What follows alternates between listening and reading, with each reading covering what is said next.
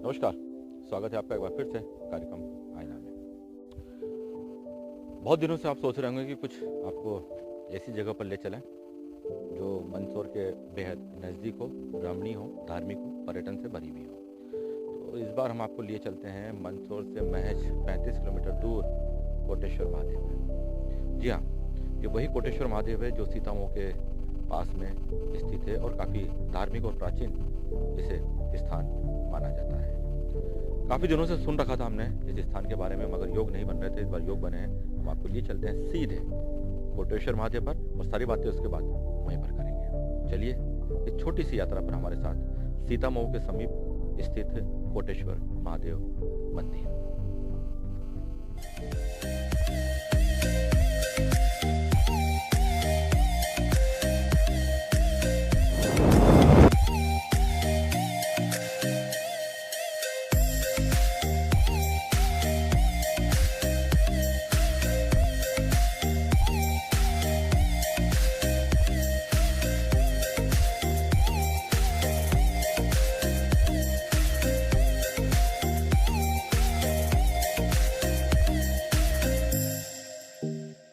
तो आ चुके हैं हम कोटेश्वर महादेव मंदिर पर। ये कोटेश्वर का गेट, प्रवेश द्वार, यहाँ से हम नीचे जा सकते हैं और आसपास यहाँ पर कुछ सुंदर से मंदिर बने हुए हैं। दोनों तरफ मंदिर हैं और इस गेट से होकर हम उस परम धार्मिक स्थल पर पहुँच सकते हैं, कोटेश्वर महादेव पर। चलिए हम चलते हैं उस कोटेश्वर महादेव मंदिर पर।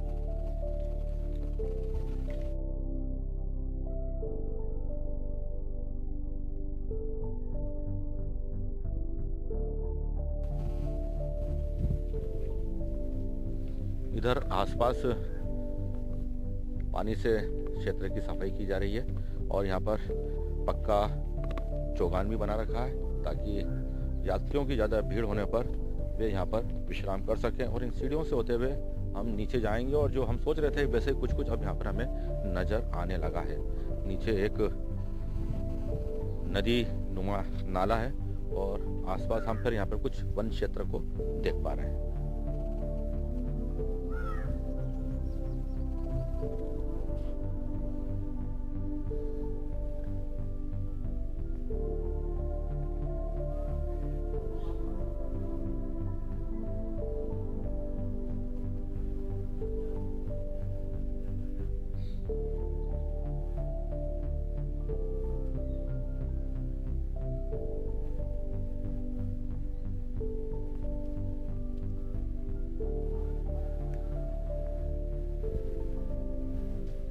तो ये कुछ पुराने निर्माण हैं जो यहाँ पर मंदिर में प्रवेश के पहले नजर आने लगते हैं। आप देख सकते हैं यहाँ पर कि दीवारें बनाई गई और ये जो चट्टानी क्षेत्र, इसमें चट्टानें अभी हमें यहाँ बाहर निकली हुई नजर आ रही हैं। इन चट्टानों के बीच में इस स्थान को बनाया गया है। मंदसौर के अंदर ऐसे बहुतायत में आपको मंदिर मिल जाएंगे जो पहाड़ों और चट्टानों को काट कर उनके बीच में बनाए गए हैं। ऐसी कुछ शैली का यह मंदिर है। ये पीछे, आप यदि पीछे मैं तो बोलूँ, आपको नीचे आप देखेंगे तो ये एक नदी है जहाँ पर पानी अब सूख चुका है और जो शेष पानी है उसको आगे की तरफ लिफ्ट किया जा रहा है। यानी जब यहाँ पर पानी भरा होता होगा तो निश्चित ही यहाँ पर बेहद खूबसूरत सा नज़ारा उत्पन्न होता होगा। अब यहाँ पर हमें चिड़ियों के चहचहाने की आवाज़ सुनाई देने लगी और एक नेवला भी हम यहाँ पर देख पा रहे हैं, वो जो हमें देख रहा है। ये ठीक आप पाइप के पास में देख पा रहे होंगे, नेवला है। इस प्रकार यहाँ पर बताते हैं कि यहाँ पर ऐसे छोटे मोटे कई वन्य प्राणी हैं जो यहाँ पर निश्चिंतता के माहौल में यहाँ वहाँ घूम लेते हैं। और रात के समय तो बताते हैं कि मंदिर परिसर के अंदर तक वन्य प्राणी आ जाते हैं, इसलिए यहाँ पर आमतौर पर रात में रुकने की मनाही होती है, क्योंकि वन्य प्राणी हालांकि यहाँ पर शांत है मगर फिर भी परिस्थिति के अनुसार वो कब आक्रामक हो जाए इस कारण यहाँ पर लोगों को रुकने की इजाज़त नहीं मिलती। मगर फिर भी कुछ श्रद्धालु होते हैं तो विशिष्ट अनुष्ठानों के लिए यहाँ पर रुकते हैं। और इधर देखें, हमने जैसा सोचा था वैसे ही कुछ कुछ आपको यहाँ पर मिलने लगता है। पीछे इधर पहाड़ भी आप छोटा सा देख पा रहे हैं, जिनमें से निकले हुए पत्थर आपको शायद किसी फिल्म की याद करा दें कि हमने ऐसा सीन उस फला फिल्म में देखा था।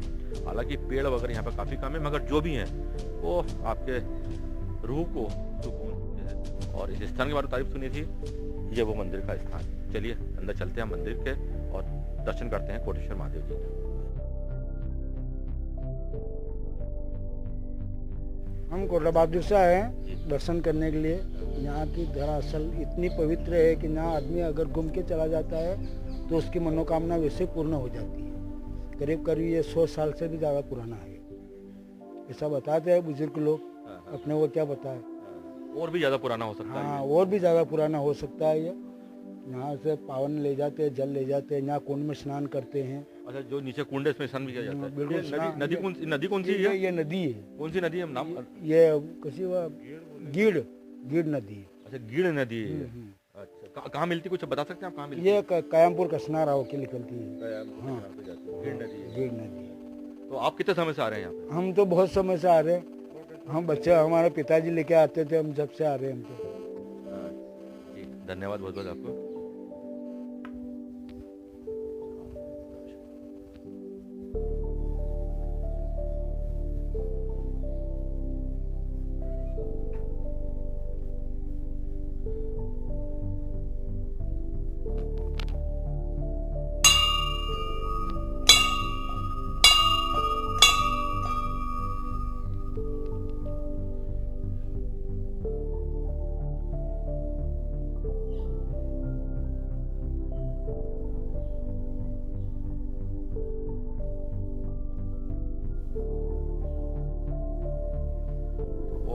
दिव्य और प्राचीन शिवलिंग कोटेश्वर महादेव का, जिसको देखने के बाद ही मन को एक अलौकिक शांति का अनुभव होता है, अनुभूति होती है।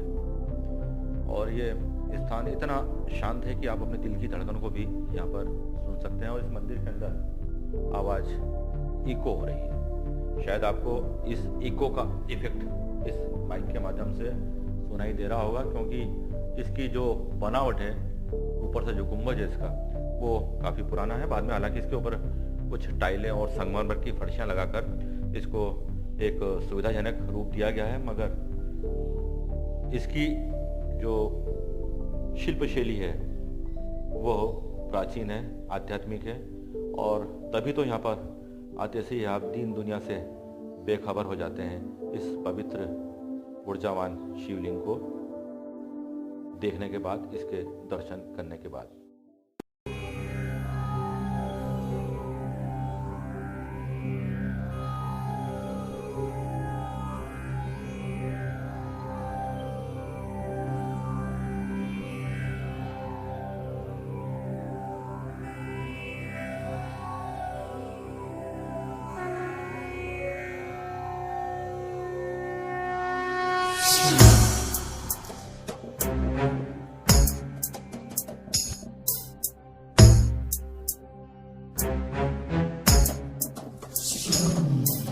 जटाटवी गलज्ज्वल प्रवाह पावितस्थले गले वलम्बलम्बितां भुजङ्गतुङ्गमालिकाम्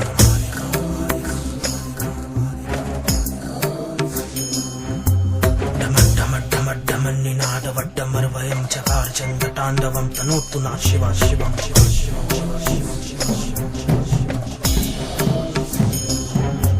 जटाकटाः संभ्रम। पवित्र दर्शनों के बाद में अब यदि आपके अंदर घूमने की ललक है तो उसके लिए भी यहाँ पर बहुत कुछ कुदरत ने इंतजाम कर रखा है। मंदिर समिति ने यहाँ पर इंतजाम कर रखे हैं। इधर पीछे सीढ़ियों के माध्यम से आप इन पहाड़ियों पर जा सकते हैं। पीछे क्या है हमें अभी मालूम नहीं है, मगर सिर्फ सीढ़ियाँ दिख रही हैं और पीछे ये पत्थरों का, पहाड़ियों के पत्थरों का ये कटाव दिख रहा है, जो बेहद हमें खूबसूरत नज़र आ रहा है। आमतौर पर ऐसी पहाड़ियाँ हमें राजस्थान के कई क्षेत्रों में देखने को मिलती है, और ख़ासकर आपका जो माउंट आबू है वहाँ पे कुछ ऐसी लोकेशन आपको देखने को मिलेगी। वही कुछ हम यहाँ पर देख पा रहे हैं। इधर पक्षियों के चहचहाने की आवाज़ और इधर पत्थरों का एक बहुत बड़ा विस्तृत श्रृंखला। ऊपर भी हमें गुंबज के यहाँ पर एक रास्ता दिख रहा है। चलिए इन रास्तों पर चलते हैं और देखते हैं आगे हमारे लिए कौन सा कौतूहल इंतजार कर रहा है।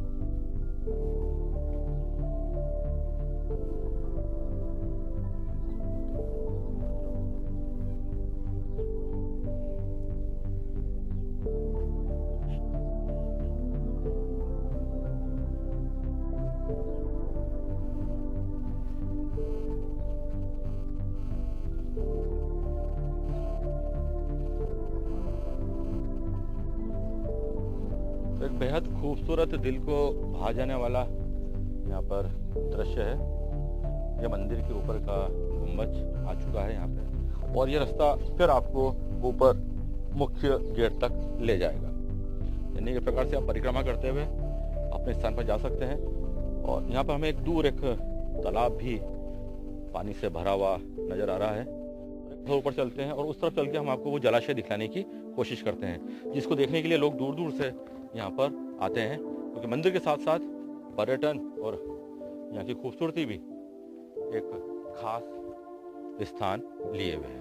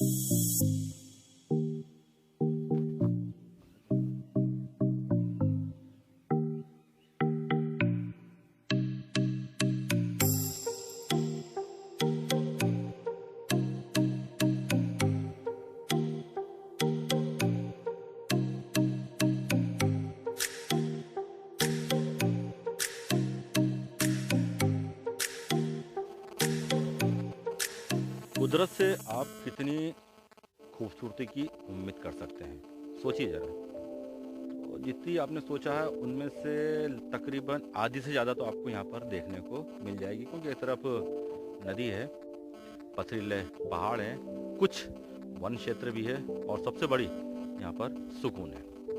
पीछे विशाल जलाशय है हम देख पा रहे हैं, मगर जो अब धीरे धीरे सूखने लगा है। इस कोटेश्वर महादेव की लोकप्रियता को हम मंदसौर और आसपास के जिलों के अलावा पूरे प्रदेश में नहीं फैला पा रहे हैं। और क्योंकि मेरा अनुभव बताता है कि यदि ऐसे स्थान यदि राजस्थान में होते, गुजरात में होते, महाराष्ट्र में होते, या कहीं उत्तराखंड के किसी क्षेत्र में होते, तो वो एक बहुत बड़ा टूरिज्म हब बन चुका होता। लोग लाइन लगाकर इनके दर्शनों के लिए, यहाँ पर आने के लिए पैसे देकर इंतजार कर रहे होते हैं। मगर क्यों नहीं, सरकारें बदलती हैं, अगर उनकी नीतियाँ और नीयत नहीं बदलती हैं।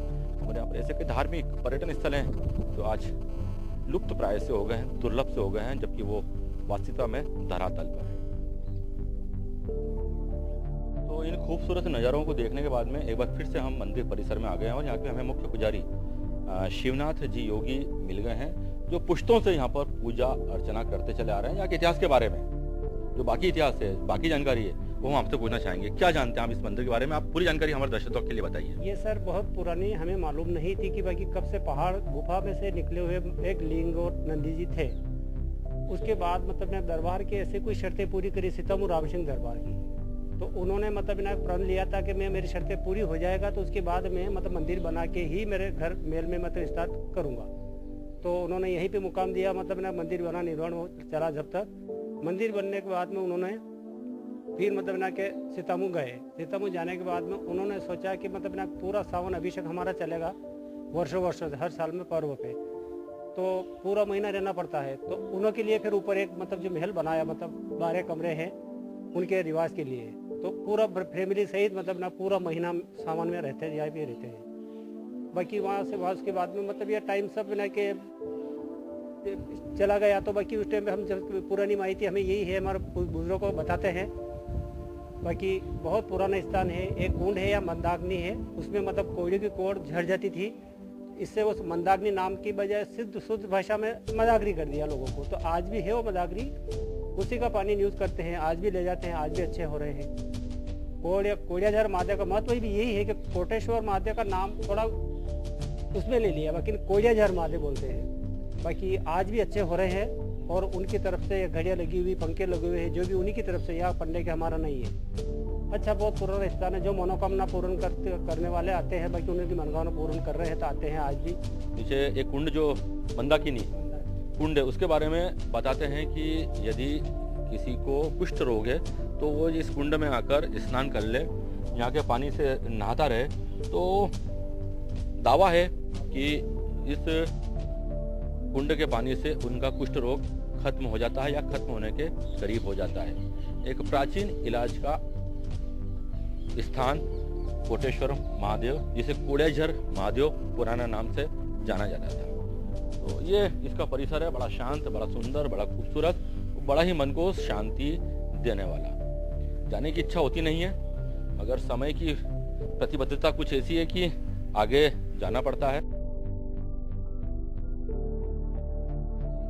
तो अब जो आप स्क्रीन पर यह तस्वीर देख रहे हैं, ये श्री रामनाथ जी महाराज की है, जो यहाँ के पुराने पुजारी माने जाते हैं। यहाँ पर तपस्या करते थे और कहा जाता है कि जब ये तपस्या करते थे तो आसपास खूंखार वन्य जीव, जिनमें शेर और अन्य जो जानवर होते थे, इनके पास आकर बैठते थे, मगर इनको कोई हानि नहीं पहुंचाते थे। ये इनकी तपस्या का एक प्रताप था। और इसके पास में ही राम सिंह जी दरबार सीतामऊ महाराज की तस्वीर भी लगी हुई है, जिनके बारे में कहा जाता है कि इन्होंने ही मंदिर के जीर्णोद्धार का बीड़ा उठाया था, और जो ये वर्तमान स्वरूप हम देख पा रहे हैं, ये इन्हीं की बदौलत है। तो दो प्रमुख तस्वीरें रामनाथ जी महाराज और राम सिंह जी दरबार सीतामऊ की, जिनका इस मंदिर के निर्माण में और मंदिर के प्रचार में, मंदिर के महत्व में काफी अनुकरणीय योगदान रहा है। हाँ, ये गुफा मतलब बताते हमारे पुरखों की भाई इसमें शेर रहते थे। तो जिस टाइम मंदिर का निर्माण हुआ, जिस टाइम राम सिंह दरबार सीतामऊ में, उन्होंने बोला कि शेर की गुफा ही बंद कर दो, शेर रहती बंद हो जाएगा, पूजन में वांदा नहीं होगा। तो ये गुफा, भगवान शंकर का मंदिर भी अंदर ही था पहले, मंदिर बनने के बाद नया स्तर पर वहाँ कर दिया है। बाकी ये गुफा अंदर कहाँ गई आगे के लिए, इसमें शेर भी जाते थे ना आते थे, ये गुफा है।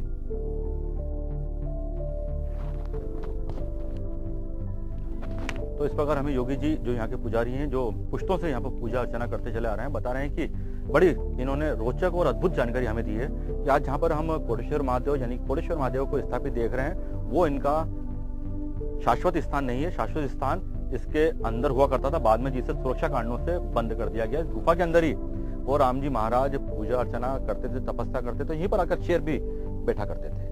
बाद में किन्हीं कारणों से इसे बंद कर दिया गया। और एक किंवदंती और यहाँ पे चलती है कि जो गुफा है ये अंदर, ये शायद उज्जैन नगरी तक जाकर निकलती है। बड़ी अद्भुत सी बात है कि यहाँ से उज्जैन काफी दूरी पर स्थित है, और यहाँ से गुफा का निकलना काफी बड़ी बात है। मंदसौर किले से भी कुछ जुड़ी हुई ऐसी बातें हैं। और एवज जेवड़ा के पास जो मंदिर है शिव जी का, वहाँ के बारे में भी कहा जाता है कि वहाँ से भी गुफा निकलती है, जो महाकालेश्वर उज्जैन तक निकलती है। बड़ी अद्भुत सी बात बताइए, हमें मालूम नहीं था, अगर हमें योगी जी नहीं मिलते। ये मुख्य स्थान कोटेश्वर महादेव का यहाँ था, जिन्हें पत्थरों से बंद कर दिया गया, और कम से कम 60-70 फीट गहरी गुफा बताते हैं यहाँ पर, जहाँ पर राम जी महाराज यहाँ पर तपस्या करते थे, और शेर भी यहाँ पर आया करते थे। अद्भुत जानकारी, बहुत बहुत धन्यवाद आपको योगी जी। धीरे धीरे यहाँ पर श्रद्धालुओं की भीड़ जमने लगी है, आस्था का केंद्र यह बनता जा रहा है। और दूसरी एक और आपको महत्वपूर्ण बात बताएं कि जो गुफा के अंदर जो राम जी महाराज जिस शिवलिंग की पूजा किया करते थे, वो शिवलिंग यहाँ पर स्थापित है, यानी बाहर प्रवेश द्वार के बाहर स्थित है। पास में पार्वती जी हैं, और ये नंदी चूंकि खंडित हो चुका है, इस कारण उस समय कहते हैं कि महाराज ने इनके प्राचीन महत्व को, इनके धार्मिक महत्व को देखते हुए और अपनी आस्था के चलते हुए इनको विसर्जित नहीं किया था, और इनको मंदिर के एक तरफ स्थापित कर रखा है, जो आज भी लोगों के धर्मालु लोगों के लिए श्रद्धा का केंद्र। यहाँ पर भी बाकायदा इनकी पूजा होती है, और यह है प्राचीन कोटेश्वर यानी कोटेश्वर महादेव का शिवलिंग, जो बाहर स्थापित कर रखा है। अद्भुत जानकारियाँ हमें मिली यहाँ के योगी जी के माध्यम से, अन्यथा हम सब चीज़ों को न बता पाते, न फिल्मा पाते, न जान पाते।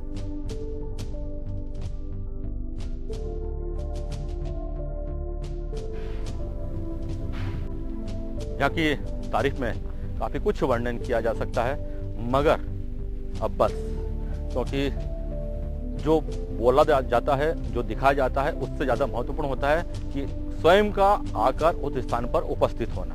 तो यदि आप यहाँ पर आते हैं तो मैं मानता हूँ कि आपका आना यहाँ पर व्यर्थ नहीं आएगा। बस आज के अंक में इतना ही। मैं राजेश कुलश्रेष्ठ अपनी पूरी आईएनए टीम के साथ में आपसे अगले स्थान तक के लिए, अगले कार्यक्रम तक के लिए अनुमति चाहता हूँ। अगले स्थान पर फिर से संभव हुआ तो चलेंगे हम नए स्थान पर, नए ऐसी कुछ ऐतिहासिक और धार्मिक स्थलों पर, जहाँ पर धर्म भी हो, इतिहास भी हो और पर्यटन भी हो। मंदसौर तो इन सब में भरा पूरा है, कोई कमी नहीं है। बस आज के अंक में इतना ही। हमारी पूरी आईएनए टीम को अनुमति दीजिए। नमस्कार।